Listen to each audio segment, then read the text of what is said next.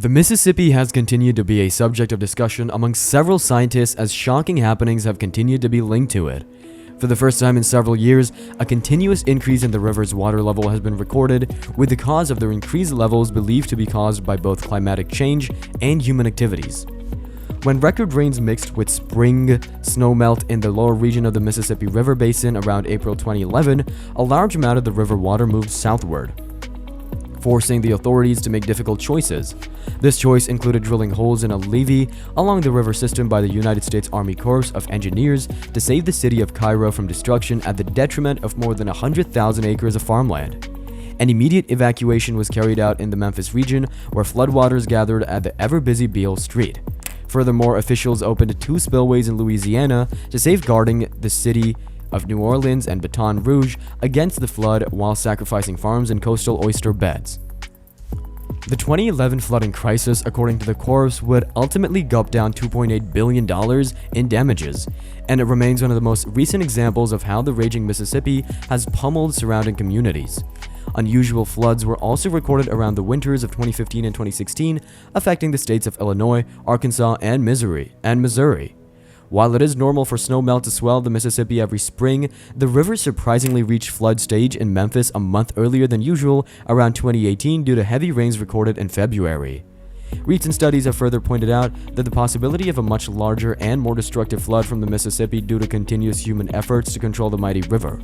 The magnitude of the so-called 100-year floods occurring again has invariably increased from a 1% chance of occurring yearly to about 20% in the past 5 centuries on the lower Mississippi.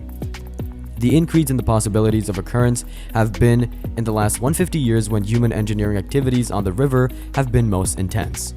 We've channelized the river, straightened it, and made the gradient steeper, and even encased it in concrete mats, reported Samuel Munoz, a lead author and assistant professor of marine and environmental sciences at Northwestern University.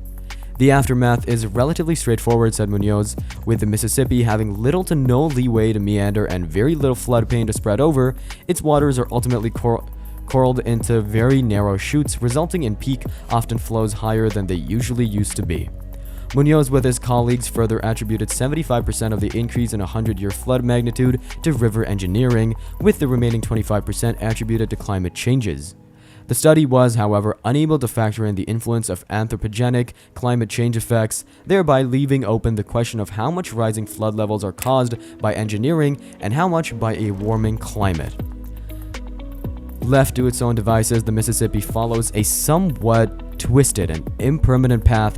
Over 10,000 years, the river has flowered back and forth, changing course when its deposited sediment acts as blockades to its way, reported Craig Colton, a renowned geographer at the Louisiana State University. He further stated that if not due to human tasking efforts, the river would have changed its outlet during major flooding on 1973 and would empty into the Atchafalaya River instead of the artificial route it flows through before emptying into the Gulf of Mexico. The damage caused by the human control of the Mississippi along the Louisiana coast cannot be overemphasized. An instance of damming upstream which trapped sediments that would otherwise be useful in building the river's delta. This has resulted in making the coast highly prone to rapid erosion. However, following the views of Clinton Wilson, a civil engineer at the Louisiana State University, allowing the Mississippi to run naturally would inadvertently devastate a bulk of the economic activities dependent on the river. The river is an important shipping route, and giant barges would find it challenging to navigate its natural meanders since the 1927 historic flood, which tested the Corps' taming of the river. The 3 ultimate goals of river engineering have remained to protect navigation, New Orleans, and the petrochemical industry residing alongside the banks of the Mississippi. The Mississippi is the second longest river and the source of North America's second largest drainage system. The source of the river is Lake Itasca in northern Minnesota, which flows south for about 2340 miles. The river boasts thousands of tributaries and drains all or parts of 32 states of the US, as well as 2 provinces of Canada between the Rocky and Appalachian Mountains.